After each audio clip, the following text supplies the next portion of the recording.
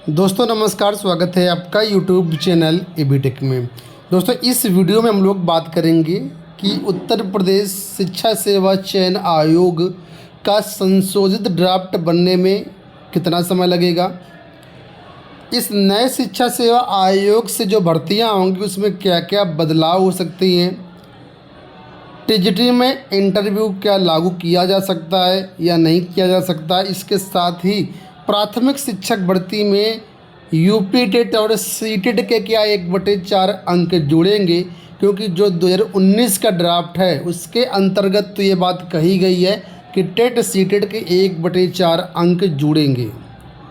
और इस ड्राफ्ट को संशोधित क्यों करना पड़ा जब ऑलरेडी 2019 में ड्राफ्ट बन चुका है, क्या खामियां थी, क्या कमियां थी जो अभी तक पूरी नहीं हो पा रही हैं। तो इन सभी बिंदुओं पर हम डिटेल से बात करेंगे। आप लोग वीडियो को पूरा देखिएगा।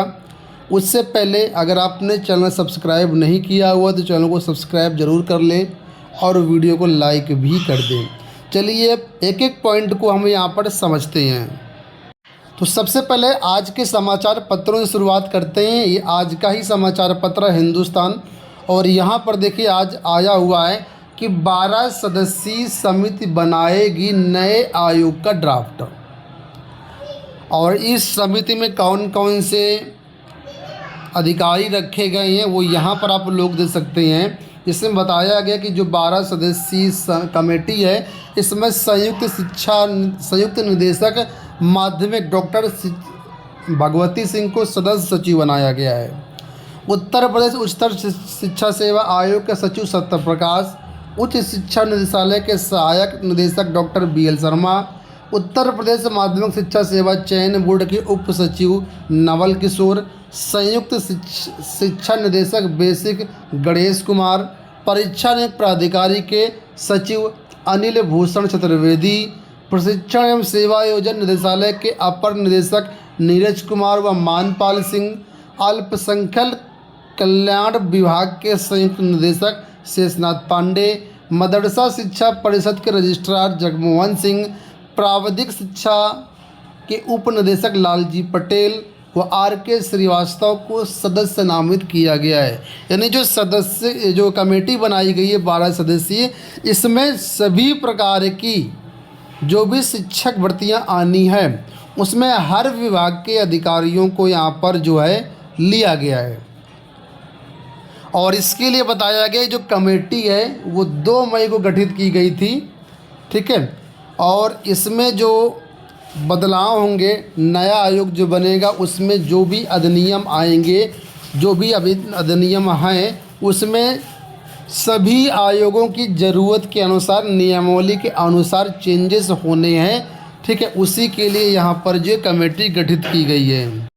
तो अगर हम लोग यहाँ पर बात करें कि कब तक ये नए आयोग का ड्राफ्ट बन जाएगा, तो यहाँ पर तो देखिए बताया गया था कि 5 दिन में संशोधित ड्राफ्ट जो है कहा गया था, लेकिन 5 दिन तो ऑलरेडी हो चुके हैं। 2 मई को कमेटी का गठन किया गया है। अगर 5 दिन जोड़ते हैं तो 7 मई अधिकतम यहाँ पर डेट निकल के आती है। 8 मई मान लीजिए, आज 9 मई है, 5 दिन तो हो गए। और कल इस पर बैठक भी थी, ठीक है, और इस पर सहमति नहीं बन पाई है अभी नए आयोग के ड्राफ्ट को लेकर के।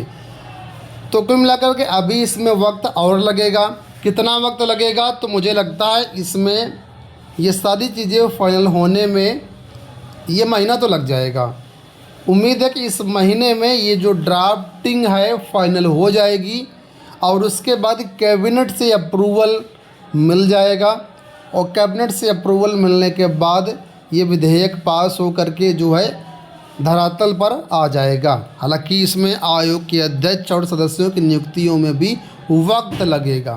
तो ये तो बात हो गई आयोग को लेकर के। अब आखिर इस ड्राफ्ट में कमियां क्या हैं, क्या क्या चीज़ें यहाँ पर नई होने वाली हैं वो समझते हैं।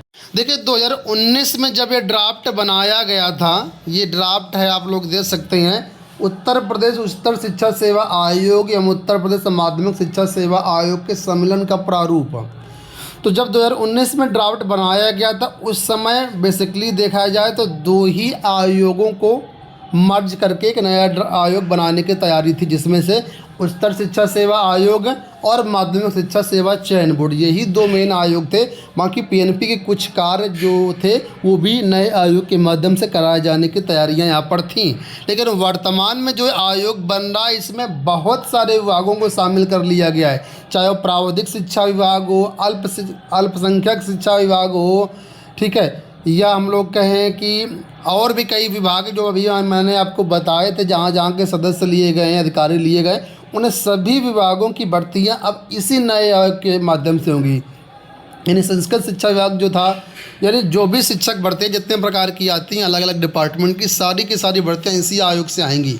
ठीक है, तो ये जो ड्राफ्ट है इसमें कई सारी कमियाँ हैं और इन्हीं चीज़ों को यहाँ पर संशोधित करना है। अगर हम देखें यहाँ पर तो क वर्गीय सेवाओं में बताया गया था कि असिस्टेंट प्रोफेसर की भर्ती की जाएगी। ख वर्गीय सेवाओं में प्रधानाचार्य, प्रवक्ता और एल्टीग्रेड शिक्षकों की भर्तियाँ होंगी और ग वर्गीय सेवाओं में सहायक अध्यापक यानी प्राइमरी टीचर की भर्तियाँ होंगी। अगर इसके अनुसार यहाँ पर चलें तो आप यहाँ पर देखो नीचे बताया गया है कि जो ख वर्गीय सेवाएँ होंगी, ख वर्गीय मतलब टीजीटी पीजीटी की भर्तियाँ होंगी। इसमें बताया गया कि लिखित परीक्षा और साक्षात्कार के अंकों के आधार पर यहाँ पर मेरिट का निर्धारण किया जाएगा, जबकि टीजीटी में तो ऑलरेडी इंटरव्यू समाप्त कर दिया गया है। लेकिन ये नया आयोग कहता है, जो 2019 का ड्राफ्ट है, ये कहता है कि इसमें टीजीटी में इंटरव्यू लागू होगा। ठीक है, जबकि टीजीटी में ऑलरेडी इंटरव्यू समाप्त किया गया है। और इसके साथ ही ये कहता है यहाँ पर सामान्य ज्ञान की भी परीक्षा होगी और संबंधित विषय की भी परीक्षा होगी। तो ये जो चीज़ें हैं जो विरोधाभासी हैं, एक तरफ केंद्र सरकार की जो नियमावली वो कहती है कि जो भी ग्रुप सी और ग्रुप डी की भर्तियाँ उसमें इंटरव्यू नहीं होगा, ठीक है, और टीजीटी का जो पद है ये भी ग्रुप सी के अंतर्गत ही आता है। तो फिर ये ड्राफ्ट आयोग कहता है कि इंटरव्यू होगा। तो ये विरोधाभासी जो चीज़ें हैं इन्हीं को यहाँ पर संशोधन करने की ज़रूरत है। और अगर ग वर्गीय सेवाओं में देखो, प्राथमिक शिक्षक भर्तियों के बारे में देखो तो यहाँ पर बताया गया कि इसमें इंटरव्यू नहीं होगा, चलो ठीक है। लेकिन आगे बताया गया है इसमें केंद्र सरकार अथवा राज्य सरकार द्वारा जो भी निर्धारित टीईटी परीक्षा अथवा सीटीटी परीक्षा है इसके 1/4 अंक जुड़ेंगे। ठीक है, इसके 1/4 अंक जुड़ेंगे और अभ्यर्थी के मेरिट का भी अंक निर्धारित करके चयन किया जाएगा। आप लोग जानते हो कि अभी प्राथमिक शिक्षक भर्ती में एकेडमिक गुणांक भी बनता है और प्लस लिखित परीक्षा के अंक भी जुड़ते हैं, उन सबको ओवरऑल मिलाते हुए मेरिट बनती है। लेकिन यहाँ पर अभ्यर्थी की मेरिट का मतलब एग्जैक्ट समझ में नहीं आ रहा कि यहाँ पर एकेडमिक मेरिट की बात की जा रही है कि लिखित परीक्षा के आधार पर जो परीक्षा होगी मतलब उसकी मेरिट की बात की जा रही है। तो जो कई सारे कन्फ्यूजन की स्थितियाँ उन सबको दूर करने के लिए ही ये जो ड्राफ्टिंग बदलाव है वो हो रहे हैं। इसके अलावा यहाँ पर भी आप लोग दे सकते हैं, पत्र लिखा गया था अपर मुख्य सचिव के लिए लिखा गया था, जिसमें कई सारी खामियां थीं उनको ठीक करने के संबंध में लिखा गया था कि जो चयन आयोग 2023 नियमावली है उसमें कुछ कमियां, जैसे कि टीजीटी पीजीटी शिक्षकों पर जो कार्रवाई हो सकती है उसके लिए चयन बोर्ड की परमिशन लेने की ज़रूरत होती है और वर्तमान में ऐसा कोई नियम नहीं था यहाँ पर, इस वजह से उसको ठीक करने के संबंध में यहाँ पर था। इसके अलावा यहाँ पर जो है एक महत्वपूर्ण बात ये भी थी कि जो टीजीटी पीजीटी की भर्तियाँ होती थी चयन बोर्ड के माध्यम से होती थी, एल्टीग्रेड जीआईसी प्रवक्ता की भर्तियां होती थी वो लोक सेवा आयोग के माध्यम से होती रही हैं।